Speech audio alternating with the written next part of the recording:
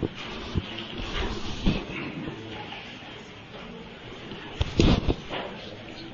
juste à rajouter un petit peu.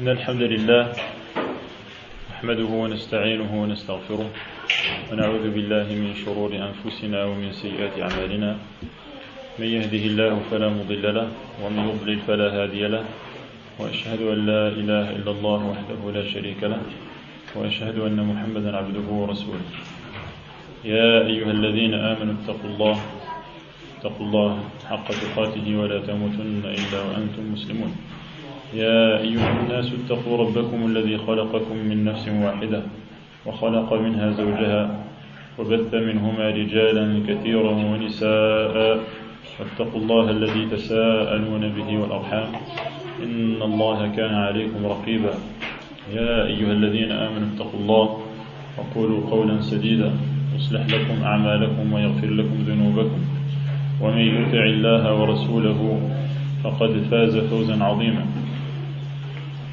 أما بعد فإن أصدق الحديث كتاب الله وخير الهدي هدي محمد صلى الله عليه وسلم وشر الأمور محدثاتها وكل محدثة بدعة وكل بدعة ضلالة وكل ضلالة في النار. إذن هذه موعظة ومذاكرة حول أفضل الكلام وهو كلام الله سبحانه وتعالى. C'est donc un rappel au sujet de la plus importante des paroles, qui est celle d'Allah subhanahu wa ta'ala. Il faut savoir premièrement que croire au Coran est un devoir et un des piliers de la foi. Car le prophète sallallahu alayhi wa sallam, en réponse à Jibril, qui est venu sous forme humaine lui poser certaines questions, lorsqu'il lui a dit « Akhbirni an al-iman » informe-moi au sujet de la foi. Qu'est-ce que la foi? Le prophète sallallahu alayhi wa sallam lui a dit An tu'mina billahi wa malaikatihi wa kutubihi wa rusulihi wal yawmil akhir wa tu'mina bil qadari khayrihi wa sharrihi. Donc il lui a dit que la foi consistait à croire en Allah, en ses anges, en ses livres, en ses messagers, au jour dernier et au destin, croire au destin qu'il soit bon ou mauvais. Et donc croire au livre, je vais parler plus en français, il me semble que c'est plus approprié. Le fait de croire au livre de manière générale fait partie des piliers de la foi. Lorsque nous avons des détails au sujet de ces livres, nous y croyons, comme lorsqu'on connaît leurs noms, par exemple le Torah, l'Injil, le Zabour, Suhuf, Ibrahim ou Moussa. Cependant, il faut savoir que le dernier de ces livres est le Coran, qu'il a donc le dernier mot et la supériorité, la suprématie par rapport aux livres qui ont précédé. مصدقا لما بين يديه من الكتاب ومهيمنا عليه فاحكم بينهم بما أنزل الله. Et donc le dernier de ces livres est le livre qu'Allah subhanahu wa ta'ala a fait descendre vers Mohammed et qui est le Coran. C'est le dernier des livres qui a la suprématie par rapport aux autres livres, c'est-à-dire qu'il les abroge. Les lois qui sont dans les autres livres, à partir du moment où le Coran est venu, ne sont plus en vigueur. Ils ne sont plus en vigueur, et donc agir conformément aux livres précédents, c'est soit agir conformément à des livres qui ont été falsifiés au cours de l'histoire, ou agir conformément à des livres qui ont été abrogés, c'est-à-dire qu'ils ne sont plus en vigueur, ils ne sont plus d'actualité. Le livre qui est en vigueur de nos jours, et qui est d'actualité, et qui prend en compte par Allah subhanahu wa ta'ala, c'est le dernier des livres qui est le Coran qu'il a révélé à Muhammad sallallahu alayhi wa sallam. قال الله سبحانه وتعالى وإنه لتنزيل رب العالمين نزل به الروح الأمين على قلبك لتكون من المنذرين بلسان عربي مبين. Et donc, croire au Coran est un des piliers de la foi. Et croire au Coran, qu'est-ce que ça veut dire? Ça veut dire savoir que c'est la parole d'Allah qu'il a dite réellement. Et donc à chaque fois qu'il a voulu faire descendre un verset ou une sourate, il l'a dit à ce moment à Jibril, qui est descendu vers le prophète sallallahu alayhi wa sallam, et particulièrement vers son cœur, qui est le réceptacle et qui est le siège de la compréhension, vers le cœur de Muhammad sallallahu alayhi wa sallam, afin donc qu'il transmette cette parole. Et donc, le Coran est la parole d'Allah, qu'il s'agisse des termes ou des significations. Tout cela a été fait descendre par Allah, ce qui montre par ailleurs qu'Allah est tout en haut, vers Muhammad sallallahu alayhi wa sallam, par l'intermédiaire de Jibril, qui est l'ange digne de confiance et qui est le messager parmi les anges, vers celui qui est digne de confiance parmi les êtres humains et qui est le messager parmi le genre humain. Afin que Muhammad sallallahu alayhi wa sallam transmette ce message qu'il a reçu et qui mette l'humanité en garde contre ce qui les attend, à savoir le jour du jugement, le rassemblement général de l'humanité, la résurrection, et donc les actes qui seront pesés et en fonction desquels les gens iront soit au paradis, soit en enfer. Donc ce n'est pas une immense affaire, c'est un événement grandiose qui mérite que les gens soient mis en garde à son sujet et qu'on leur ouvre les yeux. C'est ce que le prophète Muhammad sallallahu alayhi wa sallam a fait en transmettant ce livre. Et ce livre est donc la parole d'Allah. C'est un livre en arabe, donc le Coran est en arabe. Et donc celui qui lit le Coran, il le lit en arabe. Et donc il est inconcevable de lire le Coran dans une autre langue. C'est-à-dire que celui qui lit la traduction des sens des versets du Coran, il ne lit pas le Coran. Il ne lit pas le Coran, et donc il n'est pas concerné par les textes qui affirment le mérite de lire le Coran, qu'on va citer Inch'Allah. Il n'est pas concerné parce qu'il ne lit pas le Coran à ce moment-là, car Allah a dit bilisanin arabiyyin mubin, inna anzalnahu Qur'anan arabiyyan wa law ja'alnahu Qur'anan a'jamiyyan laqalu lawla fussilat ayatuhu a'jamiyyun wa arabiy. Et donc il n'a pas été révélé dans une autre langue que le Coran, que l'arabe, dans un arabe clair à la portée de la compréhension des gens jusqu'à aujourd'hui. Donc croire au Coran, c'est croire que c'est la parole d'Allah qu'il a fait descendre vers le cœur de Muhammad sallallahu alayhi wa sallam, et il a fait descendre petit à petit sur une durée qui s'est étalée sur 23 ans. Donc le prophète sallallahu alayhi wa sallam, il recevait à certaines occasions soit des versets, soit des sourates entières, comme sourate al-Fath, lors de son retour de Al-Hudaybiyah en an 6 de l'Hégire. Il a reçu la sourate. Des fois, il reçoit quelques versets suite donc à un événement ou à une question. Yas'alunaka 'anil anfal, yas'alunaka madha yunfiqun, qul al-anfal lillahi wa rasul, qul ma anfaqtum min shay'in falil walidayn, al-aya. Yastaftunak qul illahu yuftikum fil kalala. Donc soit des fois on pose des questions au prophète sallallahu alayhi wa sallam, on interroge au sujet de certains sujets, et Allah lui-même répond en révélant les versets qui seront la réponse à cette question.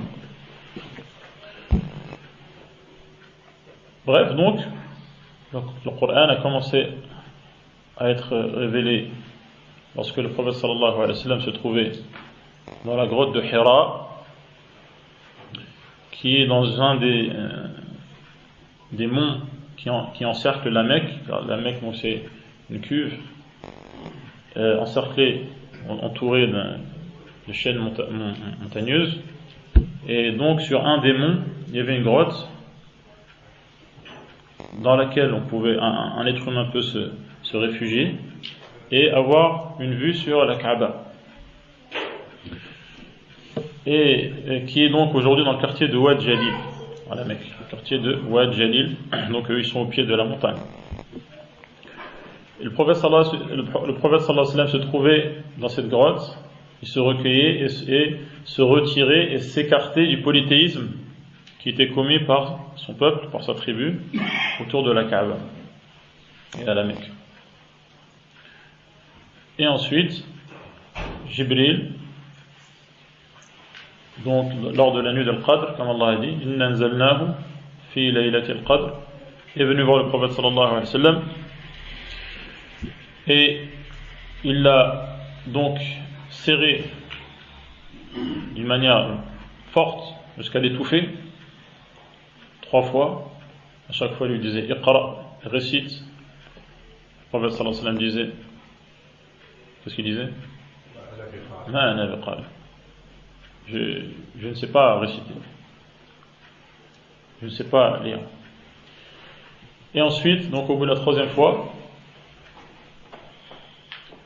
le prophète sallallahu alayhi wa sallam donc a reçu les premiers versets. Jibril lui a dit Iqra bismi rabbika alladhi khalaq khalaqa al-insana min 'alaq Iqra wa rabbuka al-akram alladhi 'allama bil qalam 'allama al-insana ma lam ya'lam.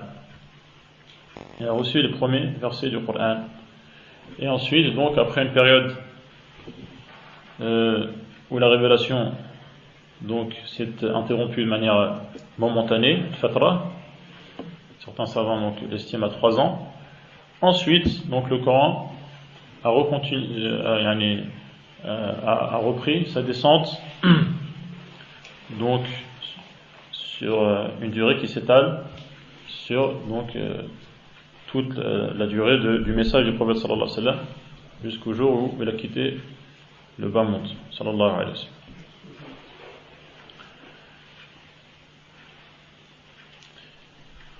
Et Allah subhanahu wa ta'ala dit à ce sujet, au sujet du fait que ce Coran est bien sa parole, il dit وَإِنْ أَحَدٌ مِّنَ الْمُشْرِكِينَ اسْتَجَارَكَ فَأَجِرْهُ حَتَّى يَسْمَعَ كَلَامَ اللَّهِ ثُمَّ أَبْلِغْهُ مَأْمَنَهُ ذَلِكَ بِأَنَّهُمْ قَوْمٌ لَا يَعْلَمُونَ. Si donc un polythéiste demande l'asile, demande à trouver refuge, donc accueille-le, afin qu'il entende la parole d'Allah, c'est-à-dire qu'il entende le Coran. Le Coran a une influence sur les cœurs, et donc un nombre important de gens, en écoutant quelques versets, se sont convertis.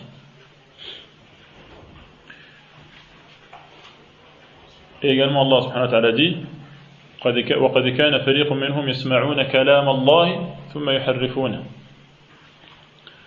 Et donc les livres d'Allah sont bien sa parole subhanahu wa ta'ala. Ce Coran, puisque c'est la parole d'Allah, ce n'est pas un livre comme les autres. Puisque la parole d'Allah est une qualité d'Allah, et ce livre est sa parole qu'il a dite réellement, ce n'est donc pas un livre ordinaire. C'est un livre qui a un mérite particulier. C'est un livre rayonnant. C'est un livre grandiose. C'est pour cela que le prophète sallallahu alayhi wa sallam nous a informé, et Allah également dans le Coran, du mérite particulier de ce livre. Il nous dit que les meilleurs des gens sont ceux qui ont appris le Coran et l'ont enseigné aux autres. خيركم من تعلم القرآن وعلمه. Il dit également qu'à chaque fois que des gens se réunissent dans une maison d'Allah, c'est-à-dire dans une mosquée, pour lire ce livre et l'étudier, donc chercher à savoir le sens, qu'est-ce qu'Allah a voulu nous dire, qu'est-ce qu'il attend de nous, et bien à chaque fois que ces gens se réunissent dans ce but, la sérénité la sérénité descend vers eux.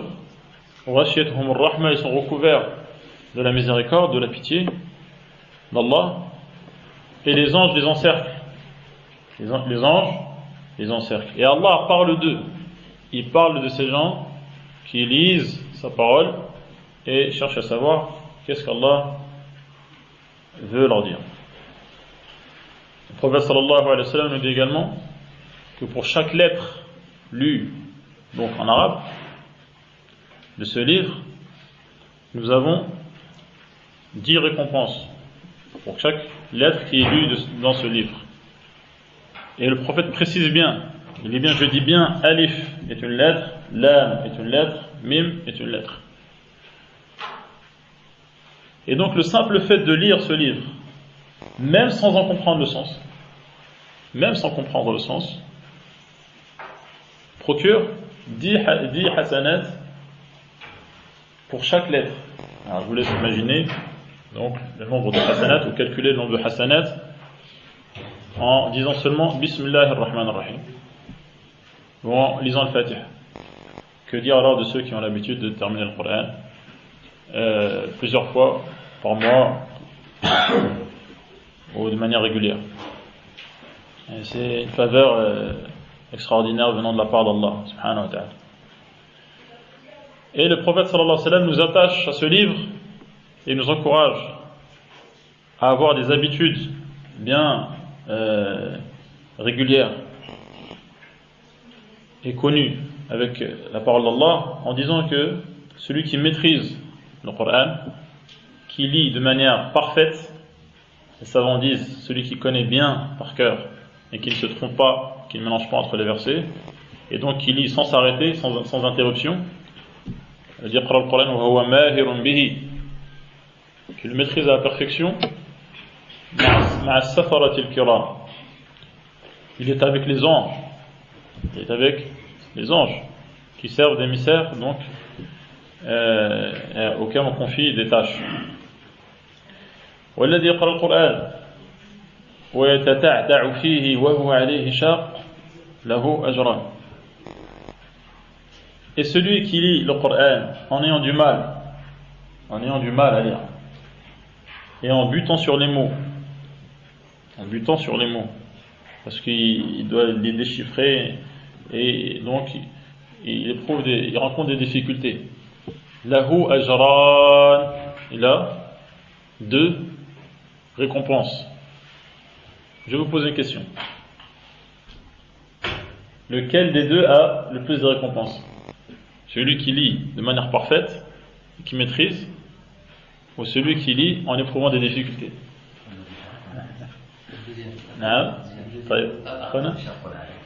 Le deuxième, qui est d'accord avec eux? Qui dit le premier? Ceux qui disent le premier, pourquoi? Parce que eux, ils ont bien compris, lahu ajran, il a 2 récompenses.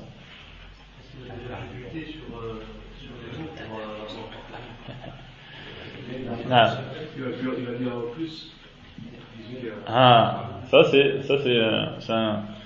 un angle important. Il y a celui qui va lire sans buter, il va lire plus de mots, donc plus de lettres, donc plus de hasanat. Et quoi d'autre? Celui qui lit le Coran de manière parfaite,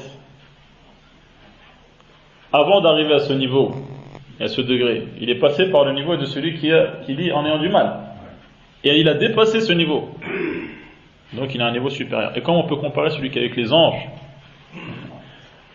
avec celui qui a 2 récompenses? Donc de toute manière, celui qui lit le Coran de manière parfaite, il est passé par l'étape de la lecture donc pénible, laborieuse, et en plus il a dépassé ce stade, donc il a un stade plus élevé, et en plus il lit plus de mots, donc plus de hasanat, effectivement. Donc ça encourage nos frères et nos sœurs qui sont débutants dans la langue arabe. Il vaut mieux apprendre les lettres arabes, l'alphabet arabe, le maîtriser, et lire avec difficulté en arabe, que lire en phonétique par exemple, La phonétique, c'est une grave erreur que d'apprendre à lire le Coran en phonétique. Pourquoi? Premièrement, parce que les savants disent qu'on n'écrit pas le Coran dans d'autres lettres que les lettres arabes. Premièrement. Parce que c'est comme ça que les compagnons l'ont écrit.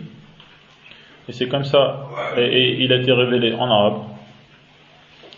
Et également parce que l'alphabet latin, il prête à confusion et il amène vers des erreurs de prononciation et donne de mauvaises habitudes qui sont difficiles, le professeur d'arabe peut vous le dire, difficiles à corriger. Celui qui mélange le rayn et le ra, parce qu'il a appris en phonétique, il n'arrive plus à faire la différence entre le ra et le rayn, parce que le ra il est écrit en R, mais le R en français ça se prononce rayn et des fois kha. Après donc c'est une tâche pénible de désincruster cette erreur. Donc il vaut mieux apprendre tout de suite l'alphabet arabe et lire avec difficulté pour avoir de récompenses que pour les raisons que je vous ai citées. Et également, donc, pas se contenter seulement de lire la traduction, les sens, le fait de comprendre, c'est bien, mais pour obtenir la récompense qui a été citée par le prophète sallallahu alayhi wa sallam, il faut lire en arabe, même si on a des difficultés, ce n'est pas grave, on a deux récompenses. Que veut-on de plus? Donc c'est un livre qui est particulier, comme on vient de le voir, qui a un mérite particulier et un mérite important et grand à le lire. Et Allah subhanahu wa ta'ala a fait descendre ce livre pour guider l'humanité, pour mettre en garde l'ensemble des gens. Et il dit également Shahr Ramadan, dans lequel nous sommes, alladhi unzila fihi al-Qur'an, comme vous avez entendu. Donc le Qur'an a commencé à être révélé pendant la nuit de Qadr, qui fait partie des 10 dernières nuits du mois de Ramadan. Hudan lin-nas. Donc ce Coran a pour fonction de guider les gens. Les gens sans le Coran, ils ne savent pas où aller. Ils ne savent pas où donner de la tête. Ils ne savent pas où se diriger. Ils ne savent pas quelle est la voie et la manière de vivre qui va leur permettre d'obtenir ce qui est dans leur intérêt et ce qui va leur permettre d'arriver à bon port et sain et sauf. Sans le Coran, ils ne savent pas. Hudan lin-nas wa bayyinatin min al-huda wal-furqan. Le Coran éclaircit les choses. Sinon, les gens ils sont dans l'ambiguïté. Ils ne savent pas qu'est-ce qui est bien, qu'est-ce qui ne l'est pas. Qu'est-ce qui est permis, qu'est-ce qui ne l'est pas. Ils ne savent pas. Hudan lin-nas wa bayyinatin min al-huda wal-furqan. Qui a raison, qui a tort? Le Furqan permet de distinguer les choses. Non. Cependant, ceux qui profitent de ce Coran, ce sont ceux qui croient en lui. Ils croient en lui. Donc ils savent que c'est la parole d'Allah et qui croient en cela et qui, face aux informations qu'il y a dans le Coran, acceptent sans rejeter ou remettre en doute ces informations. يقبلون ما جاء فيه من الأخبار ويذعنون وينقادون لما فيه من الأوامر والنواهي. Quand il y a des informations dans le Coran, ceux qui croient et donc qui en profitent, parce qu'Allah dit également, il a dit Hudan lin-nas, mais il dit également Hudan lil-muttaqin. Ceux qui en profitent, donc c'est les muttaqun, qui ont la foi en lui, en ce Coran, et qui face aux informations, acceptent ces informations, et face aux ordres et aux lois du Coran, ils se soumettent et n'opposent aucune résistance, et se laissent orienter docilement par les directives du Coran, toutes les directives du Coran. Quand le Coran, on trouve dans le Coran qu'ils doivent faire une chose, ils le font de manière docile, sans opposer de résistance, et lorsqu'il y a interdit également, ils s'en écartent et observent cette interdiction. Pourquoi? Parce que c'est cela que croire au Coran qui est un des piliers de la foi, et c'est la condition pour en tirer profit. Et pour que ce Coran éclaire la vie de l'être humain. Allah subhanahu wa ta'ala dit وَتَمَّتْ كَلِمَاتُ رَبِّكَ صِدْقًا وَعَدْلًا صِدْقًا في الأخبار وعدلا في الأحكام. Les paroles d'Allah, d'accord, sont parfaites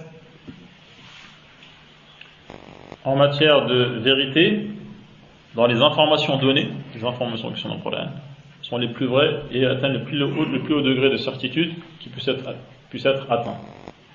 وَإِنَّهُ لَحَقُّ الْيَقِينِ. Le plus haut degré de certitude qui puisse être atteint est la certitude concernant les informations données dans le Coran, ce qui est dans le Coran. Sidqan wa adlan. Également, le Coran est parfait en matière de justice, car ces lois sont basées sur la plus grande des justices. Et donc, l'attitude, c'est d'accepter ces informations et de se soumettre aux lois, donc aux ordres, aux interdictions du Coran. C'est de cette manière qu'on tirera profit du Coran.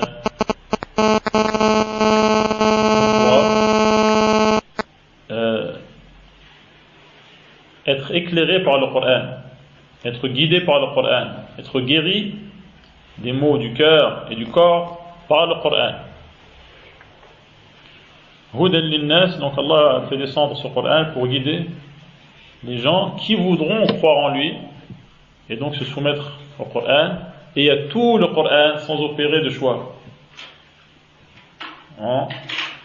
Donc choisissant ce qui leur plaît dans le Coran, ils l'appliquent, et ce qui ne leur plaît pas, ils ne l'appliquent pas. Allah subhanahu wa ta'ala dit Ya ayyuha alladhina amanu udkhulu fi as-silmi kaffa. Allah nous demande de nous soumettre à tout l'islam, à tout le Coran, et non pas donc à certains aspects qui nous plaisent ou qui sont en accord avec notre manière de penser ou notre mode de vie, au détriment des autres éléments du Coran. Et Allah dit également Inna alladhina yakfuruna billahi wa rusulihi wa yuriduna an yufarriqu bayna Allahi wa rusulihi wa yaquluna nu'minu bi ba'din wa nakfuru bi ba'din wa yuriduna an yattakhidhu bayna dhalika sabilan ulaika humul kafiruna haqqan. Ceux qui veulent faire des distinctions entre ce qu'Allah a fait descendre ou ce qu'Allah a envoyé comme prophète, notamment, ce sont des kuffars, ce ne sont pas des croyants. Le croyant, il accepte tout ce qui vient de la part d'Allah, donc tous les prophètes et tous les livres, et donc tout le Coran, il l'accepte sans opposer de résistance. Et il applique ce qu'il a la force et le pouvoir d'appliquer, sans rejeter ce qui n'a pas plu, ce qui n'a pas pu exécuter comme ordre ou respecter comme interdiction.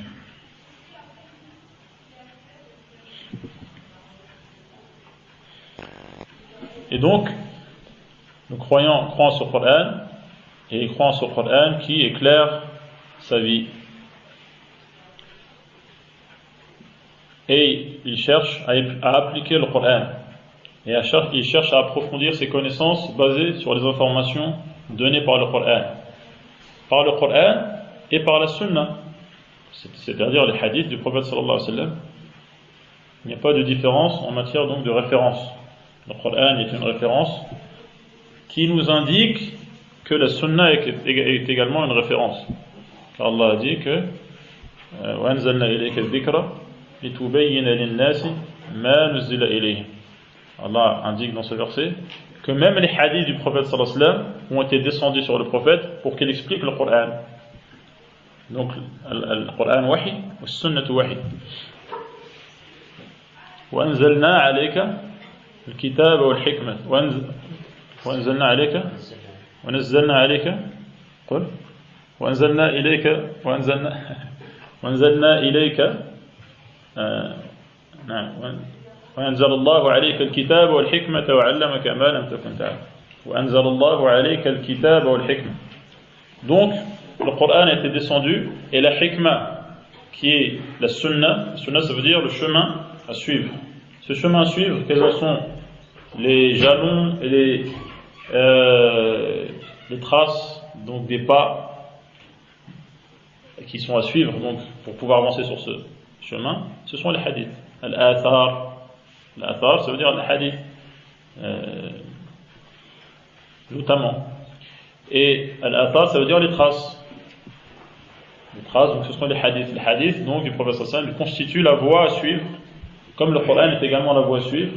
Et donc, le Coran a été descendu vers le prophète, et la sunna a été également descendue vers le prophète. Donc, quand on parle du mérite du Coran, ça ne veut pas dire qu'on se contente du Coran sans les hadiths. Car le Coran inclut d'accepter les hadiths, comme on vient de l'entendre dans ces versets. Le prophète sallallahu alayhi wa sallam dit Ala wa anni utitu al-Qur'an wa mithlahu ma'ahu. J'ai reçu le Coran et l'équivalent du Coran, c'est-à-dire la sunna, les hadiths du prophète sallallahu alayhi wa sallam.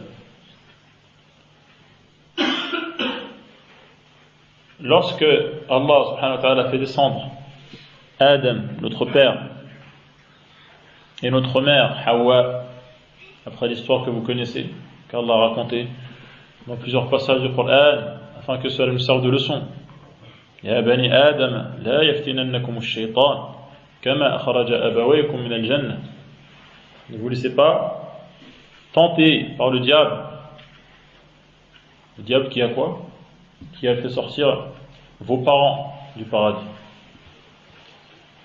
Lorsqu'il les a fait descendre sur terre, donc afin de les mettre à l'épreuve, qu'est-ce qu'il a dit?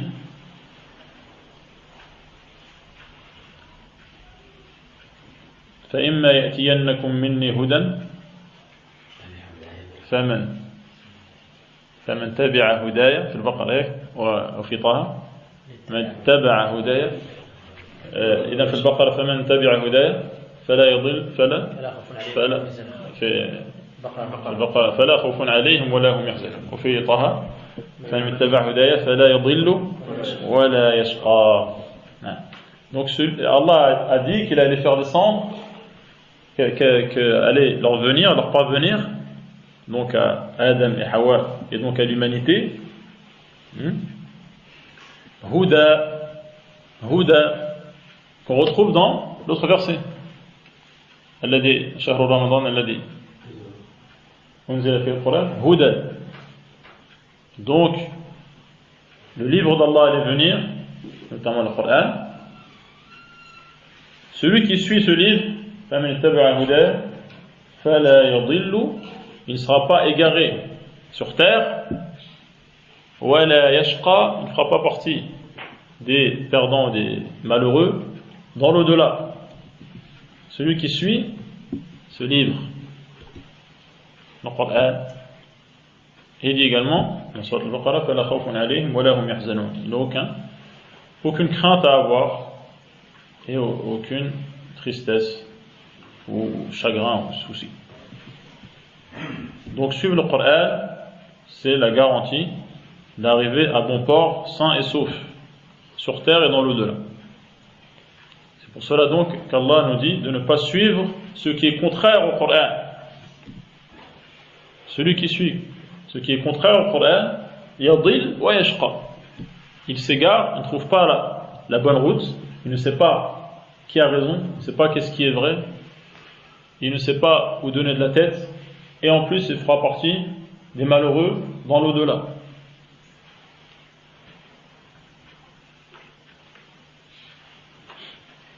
C'est pour ça qu'Allah subhanahu wa ta'ala dans plusieurs versets, il dit وَلَا تَتَّبِعْ أَهْوَاءَهُمْ وَأَنْ احْكُمْ بَيْنَهُمْ بِمَا أَنزَلَ اللَّهُ زِدْ وَلَا تَتَّبِعْ أَهْوَاءَهُمْ. agit conformément donc et juge conformément à ce que Allah fait descendre et ne suit pas leur penchant, leur mauvais penchant ou leur désir. Car cela donc est contraire au Coran, et ce qui est contraire au Coran ne peut pas mener vers ce qui est utile aux gens, ce qui est dans leur intérêt. وهذا القرآن أصل العلم مبني على الدليل والدليل هو ما يهديك إلى الصواب وما يهديك إلى الحق وهذا العلم مبني على القرآن ومستنبط منه. C'est pour cela qu'Allah subhanahu wa ta'ala nous montre que la science c'est le Coran. De quelle manière? On a vu qu'Allah subhanahu wa ta'ala a fait descendre vers le prophète quoi? Al-Qur'an et Al-Sunnah. Le Coran et Al-Sunnah. وأنزل الله عليك الكتاب والحكمة وعلمك ما لم تكن تعلم وكان فضل الله عليك عظيما. Il dit également وأنزل الله il dit également كتاب أنزلناه إليك كتاب أنزلناه إليك مبارك. D'accord? Donc Allah dit que il a fait descendre le Coran vers lui et qu'il lui a donné le Coran et la Sunna. Donc c'est ce que Allah lui a donné, n'est-ce pas? Vous me suivez? Non. Qu'est-ce qu'il lui a donné? Le Coran et la Sunna. واضح? Et ensuite Allah subhanahu wa ta'ala dit, en parlant de ce qui est contraire ce Coran et ces hadiths à la voix du prophète sallallahu alayhi wa sallam, il dit وَلَئِنِ اتَّبَعْتَ أَهْوَاءَهُمْ بَعْدَ الَّذِي جَاءَكَ من العلم والذي جاءه ماذا؟ القرآن والسنة. إذن هذا هو العلم، هذا هو العلم، القرآن والسنة. ولئن اتبعت أهواءهم بعد الذي جاءك من العلم زد ما لك من الله من ولي ولا نصير. Donc si tu suis leur penchant, leur désir après ce que tu as reçu comme science, donc la science c'est quoi? C'est ce que le prophète a reçu. Et le prophète, qu'est-ce qu'il a reçu? Le Coran et la Sunna. ألا وإني أوتيت القرآن ومثله معه السنة.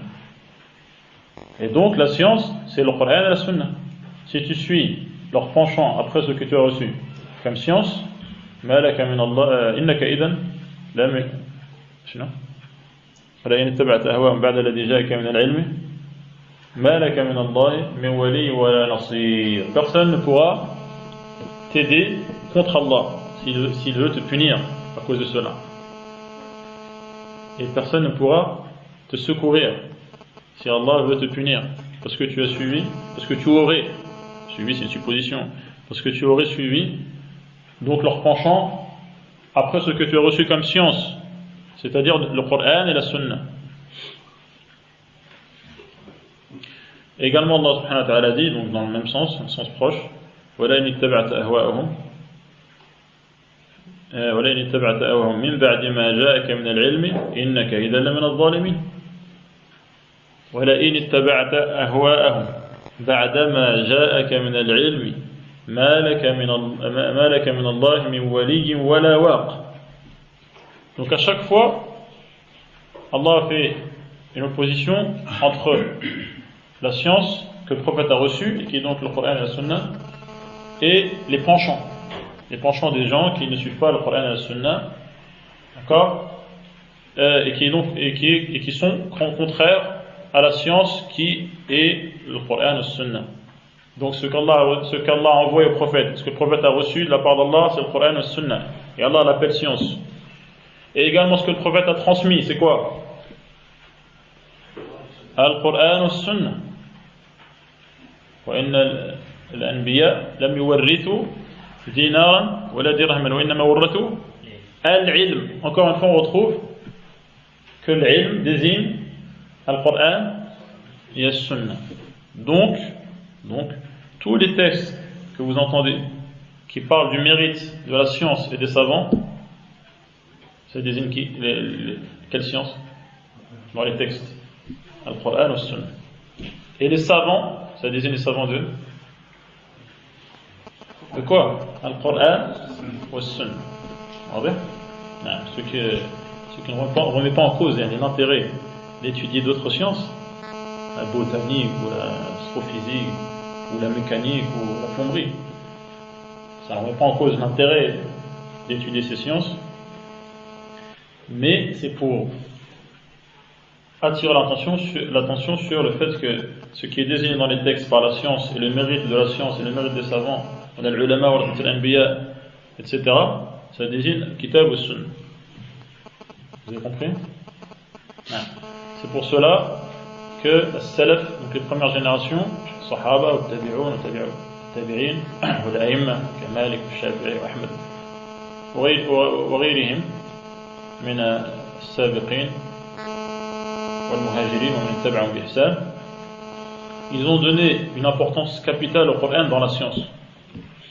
Et pour eux, étudier la religion, après donc ce qui est obligatoire, et de manière individuelle, et qui concerne chaque personne de manière individuelle et qui est obligatoire, comme se débarrasser du shirk, apprendre à faire les ablutions, la prière, le jeûne, pour ceux qui sont concernés, les zakat pour ceux qui sont concernés, etc. Celui qui veut ensuite donc investir le champ de la science et approfondir ses connaissances religieuses, il commence par le Coran.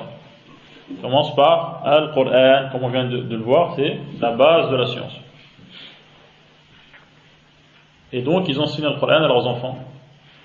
C'est une habitude chez les musulmans. Un enfant, il apprend le Qur'an. C'est normal. Et c'est une priorité pour lui.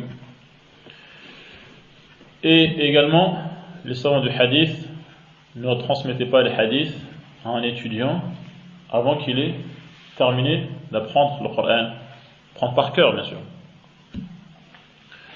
Et donc c'était connu dans les mosquées des musulmans que les gens, donc ils passaient chacun son tour, notamment chez un shir qui a lu le Qur'an lui-même du début à la fin sur un shir, qui a lu le Qur'an lui-même du début à la fin sur un shir jusqu'au prophète sallallahu alayhi wa sallam. C'est ce qu'on appelle al-isnad, et qui se transmet donc d'une manière qui s'appelle al-ijaza. Donc il vient à la mosquée, il attend son tour, et ensuite il récite 1, 2 versets, 10 versets, ça dépend. Et donc il passe son temps à les répéter pour les maîtriser, et le lendemain, même chose. Et ainsi de suite jusqu'à ce qu'il termine et que son cheikh lui donne l'autorisation et la licence, il lui permet de lire et d'enseigner. De lire et d'enseigner. Donc le Coran, ça ne s'apprend pas tout seul. Donc là on baigne dans une atmosphère qui encourage les autodidactes. Chacun peut avoir accès à l'information, il suffit de cliquer, d'être un peu intelligent et futé pour trouver ce qu'on veut sur internet ou autre source. Le Coran, ça ne s'apprend pas de cette manière. Le Coran, ça s'apprend auprès de ceux qui le maîtrisent, parce qu'eux-mêmes ont appris auprès de ceux qui le maîtrisent. Parce qu'il y a des termes et une manière de prononcer qui ne pourra pas être connue si on ne lit pas devant un cheikh. Devant un cheikh. Exemple, Bismillahi majriha. On appelle l'imala. Comment est-ce qu'on peut savoir si quelqu'un explique? Alors l'imala, c'est le fait de faire pencher le alif vers le ya. Comment je peux être sûr que je prononce correctement le mot majriha, par exemple?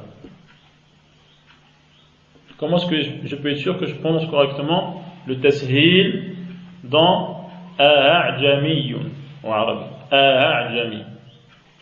Il suffit pas qu'on m'explique le tashil, c'est entre tahqiq al-hamza, prononcer donc la hamza de manière tranchée, et un alif.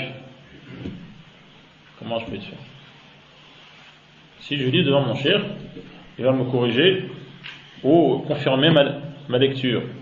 Ce ne sont que des exemples. Ce ne sont que des exemples. إذن القرآن يتلقى من أفواه المشايخ المتقنين. Donc il faut les chercher ces shuyukh. Si on ne les trouve pas, لا يكلف الله نفسا إلا وسعها.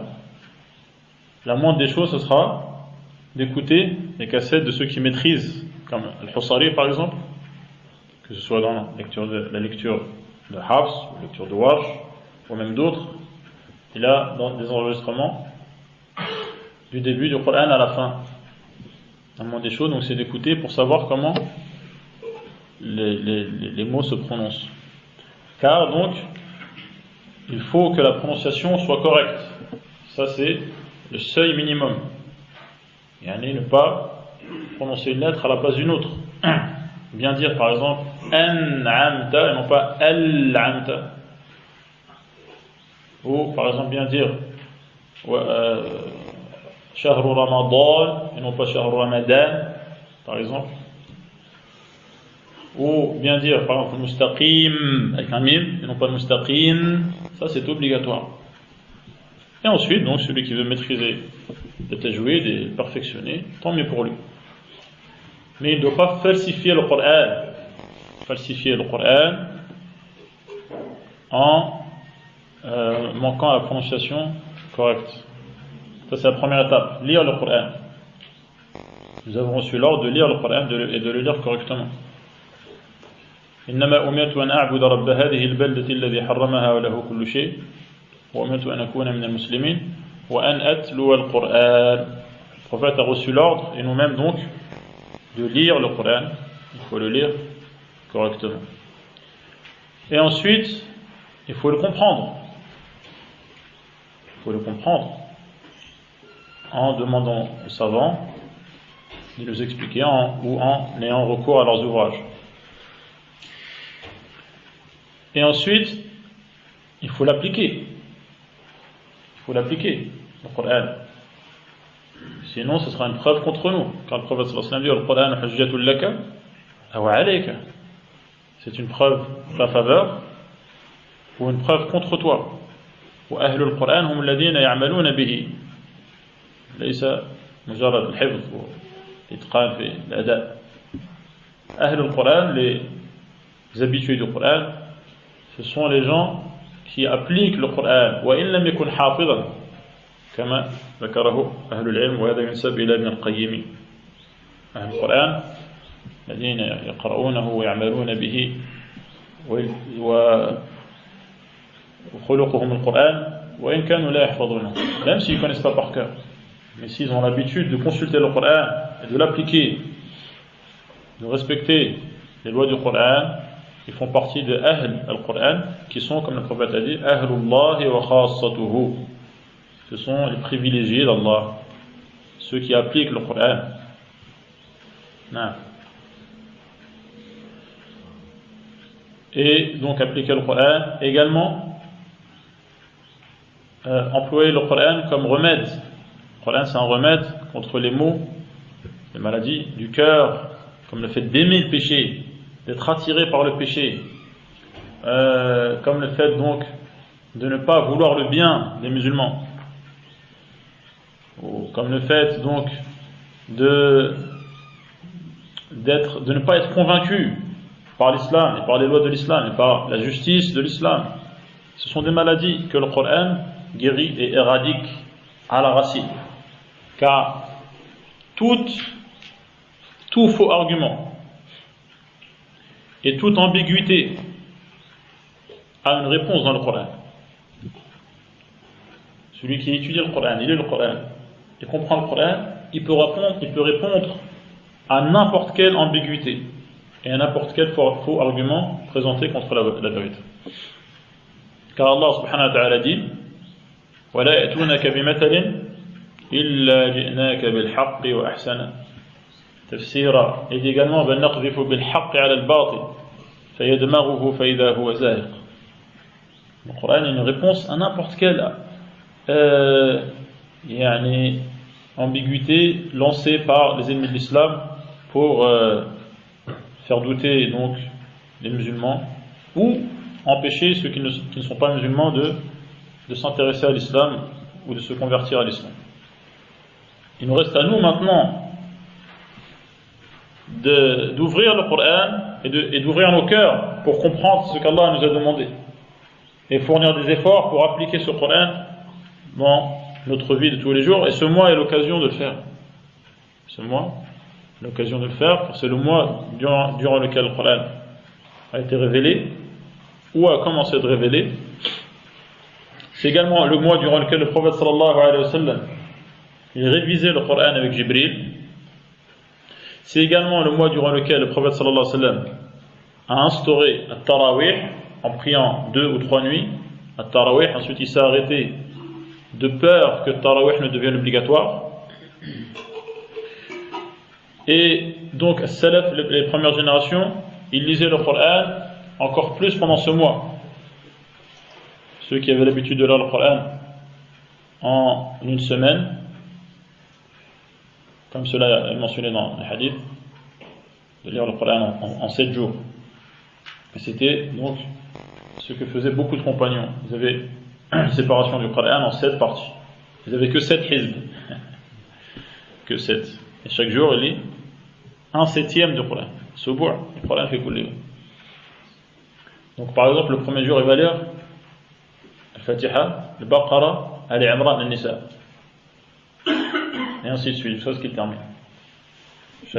En 7 jours. Ceux qui avaient l'habitude de terminer en 7 jours, ils terminaient en 3 jours, pendant le mois de Ramadan. Il y a certains qui se disent, est-ce que c'est possible? Oui, c'est possible. Jusqu'à nos jours, c'est possible. Et pendant les 10 derniers jours, ils terminaient en 1 jour. Chaque jour, ils terminaient un problème. Pour certains savants, ils disent, il est permis donc de terminer en moins de 3 jours si ce n'est pas une habitude. Ce n'est pas une habitude. Et donc, il redoublait d'efforts dans la lecture. Et celui qui prend l'habitude de lire le Coran, ensuite, donc c'est une lecture qui devient fluide. Et il lit des pages et des pages et des pages sans se fatiguer, et ça devient tout à fait normal pour lui. Il faut juste faire le premier pas, fournir les efforts. Celui qui fournit les efforts, Allah qui est généreux, lui donnera plus que ce qu'il mérite. Il donnera plus que ce qu'il mérite.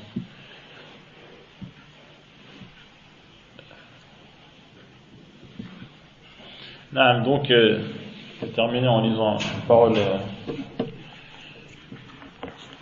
un texte de Ibn Rajab al-Hanbali, qui commente donc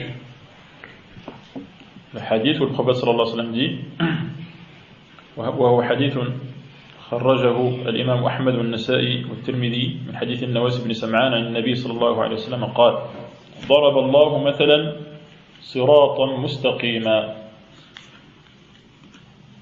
Le prophète sallallahu alayhi wa sallam dit aux compagnons qu'Allah a donné l'exemple d'un droit chemin. وعلى جنبتي الصراط سوران فيهما أبواب مفتحة. Et de chaque côté de ce droit chemin, il y a 2 murs. 2 murs. Et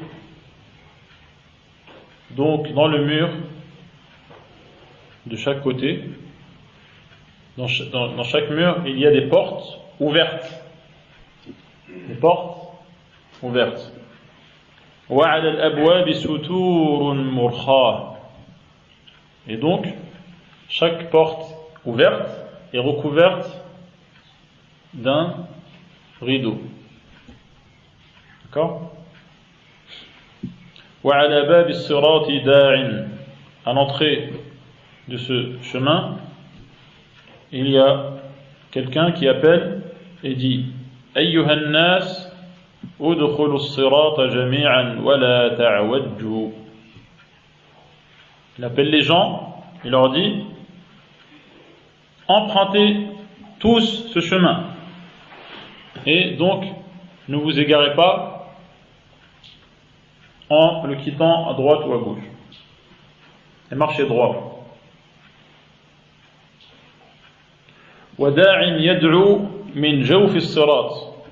Et un autre à l'intérieur de ce chemin, un autre appelle les gens en disant فإذا أراد أن يفتح شيئا من تلك الأبواب قال ويحك لا تفتحه. Et donc il y a une voix dans l'intérieur du chemin qui dit à celui qui veut donc ouvrir la porte, c'est-à-dire donc pénétrer, à chaque fois qu'il veut le faire, il lui dit n'ouvre pas malheureux, فإنك إن تفتحه تلجه, car si tu ouvres la porte, tu vas entrer par cette porte. والصراط الإسلام, ce droit chemin c'est l'islam. والسوران حدود الله, les deux murailles, ce sont les limites fixées par Allah. Les limites fixées par Allah. Donc, pour qu'elles ne soient pas transgressées ou franchies. والأبواب المفتحة محارم الله. Les portes ouvertes, ce sont donc les interdictions d'Allah, ou également les terres gardées, les propriétés privées. Propriétés privées, comme le nom l'indique, est-ce qu'on a le droit d'y avoir accès? Non. Maharimullah, c'est ce qu'Allah a interdit, c'est-à-dire on a empêché aux gens d'y avoir accès. Donc c'est ce qui est haram. والأبواب المفتحة محارم الله وذلك الداعي على رأس الصراط. Et donc la voix qu'ils entendent à l'entrée, au début du chemin, Kitabullah Azza wa Jal, c'est le livre d'Allah puissant et majestueux. والداعي من فوق واعظ الله في قلب كل مسلم. Et donc la voix qu'ils entendent dans le chemin par en haut, c'est l'exhortateur, la voix qui exhorte l'être humain de la part d'Allah dans le cœur de chaque musulman. La voix qui lui dit n'ouvre pas les portes, ne commets pas ce qui est interdit. Donc on va se pencher juste sur donc la partie qui concerne le Coran. قال ابن رجب رحمه الله المقصود أنه لما كانت النفس والهوى داعيين إلى فتح أبواب المحارم وكشف ستورها وارتكابها جعل الله عز وجل لها داعيين يزجران من يريد ارتكاب المحارم وكشف ستورهما. Et donc la nature humaine et les penchants de l'être humain appellent à ouvrir les portes du haram et à donc tirer le rideau qui est sur cette porte pour franchir le seuil vers le péché. Et donc Allah a fait en sorte qu'il y ait deux voies, deux appels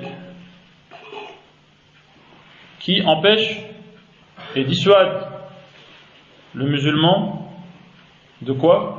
De commettre les péchés et de tirer le rideau qui recouvre le péché. أحدهما داعي القرآن, un de ces appels ou une de ces voix, c'est le Coran, وهو الداعي على رأس الصراط, qui est donc en amont du chemin. يدعو الناس كلهم إلى الدخول في الصراط والاستقامة عليه. Le Coran appelle tous les gens à emprunter ce chemin. Emprunter ce chemin et à rester ferme, à continuer à avancer sur le chemin. الاستقامة عليه وألا يعرج عنه يمنة ولا يسرى. Et à ne pas donc quitter cette route soit en allant trop à gauche, soit en allant trop à droite. ولا يفتح شيئا من تلك الأبواب التي عليها الستور المخاة. Et également à continuer à avancer sans ouvrir, d'accord, sans ouvrir les portes sur lesquelles il y a des rideaux. قال الله عز وجل حاكيا عن عباده المؤمنين أنهم قالوا ربنا إننا سمعنا مناديا ينادي للإيمان. Donc Allah rapporte que les croyants disent Seigneur, nous avons entendu une voix ou un appel lancé qui invite vers la foi. An aminu bi rabbikum, croyez en votre Seigneur. Fa amanna, nous avons répondu en croyant. Wal muradu bihi al-Qur'an 'inda akthar as-salaf. Pour la majorité donc des premiers savants, ce munadi, cet appel qui appelle les gens et leur dit de croire en Allah, cet appel, c'est l'appel de qui ou de quoi? Du Coran. وقال حاكيا عن الجن الذين استمعوا القرآن أنهم لما رجعوا إلى قومهم قالوا إنا سمعنا كتابا. Et donc également Allah rapporte que les djinns, lorsqu'ils ont été attentifs au Coran, ils ont entendu, ils sont revenus voir leur peuple et ils ont dit Inna sami'na kitaban unzila min ba'di Musa. Nous avons entendu un livre qui a été révélé après Moïse, musaddiqan lima bayna yadayhi, qui confirme donc ce qui a précédé, confirme donc ce que les prophètes d'avant Muhammad sallallahu alayhi wa sallam ont apporté. Yahdi ila al-haqqi wa ila tariq mustaqim, il guide vers la vérité, vers un droit chemin. Ya qawmana ajibu da'i Allah, ajibu da'i Allah. Et donc ils leur disent répondez à l'appel d'Allah. وقد وصف الله نبيه صلى الله عليه وسلم بأنه يدعو الخلق بالكتاب إلى الصراط المستقيم كما قال الله تعالى. Allah également a décrit le prophète comme étant un homme qui invite les gens, les créatures. Il les invite comment? Par le biais du livre d'Allah, en employant le livre d'Allah, donc en citant, en mentionnant, en récitant, en expliquant le livre d'Allah. Et la sirat al-mustaqim, il les guide vers le droit chemin grâce à ce livre. كما قال تعالى كتاب أنزلناه إليك لتخرج الناس من الظلمات إلى النور بإذن ربهم إلى صراط العزيز الحميد. Vous avez entendu ce verset dans le Tarawih ou pas encore? وصلتوا لإبراهيم ولا البارح وقيل. Donc vous avez entendu ce verset juste hier. Premier verset de Surat Ibrahim, où Allah a dit que c'est un livre qu'il a fait descendre vers le prophète sallallahu alayhi wa sallam pour faire sortir les gens des ténèbres vers la lumière avec la permission de leur Seigneur, vers le chemin d'Allah, donc il y a pour nom Al-Aziz, qui veut dire notamment qu'il est fort et qu'il impose ce qu'il veut à qui il veut, et également qu'il est hors de portée. Al-Hamid, c'est-à-dire celui qui mérite dans toutes les situations d'être remercié et d'être loué et qu'on dise du bien de lui. Wa qala ta'ala wa innaka latad'uuhum ila siratin mustaqim. Allah dit également que le prophète guide les gens vers le droit chemin. Wa innal ladina la yu'minuna bil akhirati 'an as-sirati lanakibun, ceux qui ne croient pas à l'au-delà se détournent de ce chemin. وقد كان النبي صلى الله عليه وسلم يدعو الخلق بالقرآن إلى الدخول في الإسلام الذي هو الصراط المستقيم. Donc, le prophète sallallahu alayhi wa sallam invitait les gens, grâce au Coran, en citant le Coran, les invitait à rentrer dans l'islam, et c'est l'islam, ce droit chemin. C'est l'islam, ce droit chemin, donc ça il explique donc le hadith qu'on a cité tout à l'heure. وبذلك استجاب له خواص المؤمنين.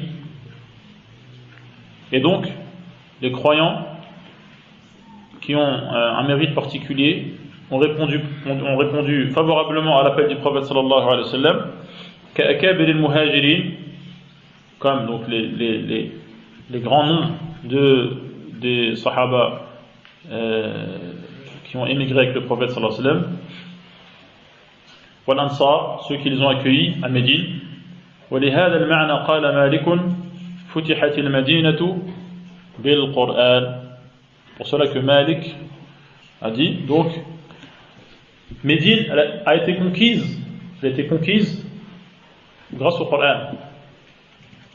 يعني أن أهلها إنما دخلوا في الإسلام بسماع القرآن. Les Médinois, comment ils se sont convertis? En écoutant le Coran. En écoutant le Coran, ils se sont convertis. Une ville entière a été conquise. Une ville entière a été conquise grâce au quoi? Au Coran.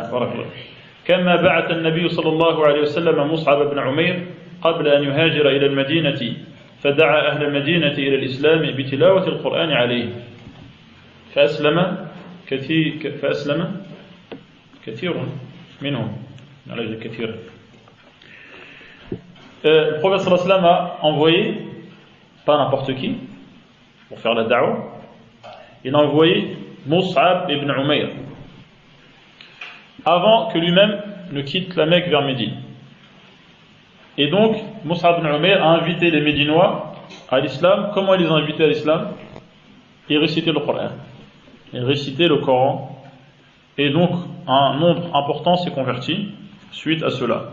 قال بعض السلف من لم يردعه القرآن والموت لو تناطحت الجبال بين يديه لم يرتدع. Celui donc qui n'est pas touché par le Coran au point de délaisser les péchés et de se retenir face aux péchés, celui qui n'est pas touché par le Coran et par la mort au point d'abandonner les péchés, cette personne ne sera touchée par rien d'autre, même s'il voyait des montagnes en train de s'entrechoquer devant lui. وقال آخر من لم يتعظ بثلاث لم يتعظ بشيء الإسلام والقرآن والمشيب كما قيل كفى الشيب والإسلام للمرء ناهيا.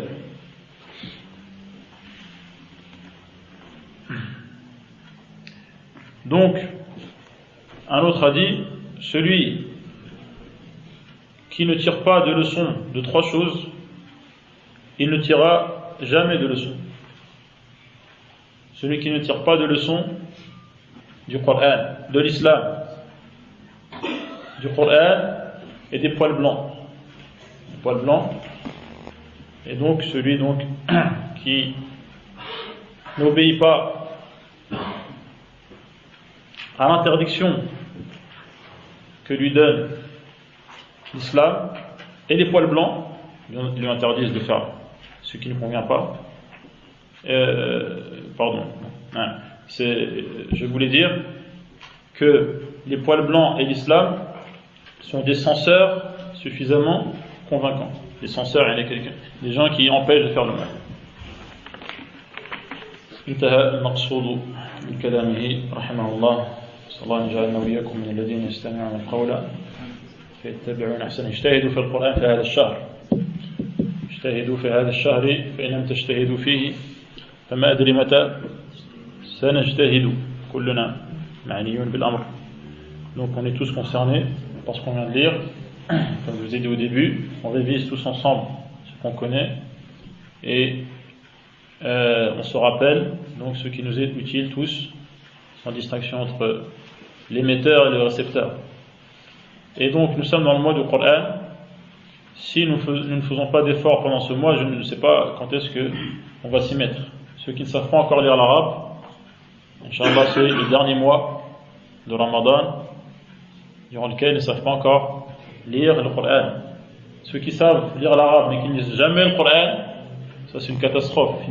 S'ils ne s'en rendent pas compte, c'est que la catastrophe est encore pire. Ceux qui ont l'habitude de lire le Coran, ils doivent lire encore plus. Ceux qui lisent le Coran mais qui ne savent pas ce qu'ils lisent, c'est peut-être le moment de chercher à savoir qu'est-ce qu'Allah nous dit. Ceux qui savent très bien ce qu'Allah a dit mais n'appliquent pas le Coran dans leur vie, ce Coran va se retourner contre eux le jour du jugement. Il faut donc qu'ils mettent à exécution les ordres du Coran dans leur vie de tous les jours. Le Coran, donc, ce n'est pas seulement quelque chose qu'on lit parce que c'est plaisant à écouter, ou qu'on met dans la maison pour mettre une petite ambiance orientale, où on accroche donc des versets avec de la calligraphie, c'est joli. Non, non, c'est pas ça le problème. Le Coran est descendu, comme on vient de le voir, pour guider les gens, à leur montrer pourquoi Allah les a créés et au sujet de quoi il va les juger. Non. Allahu a'lam.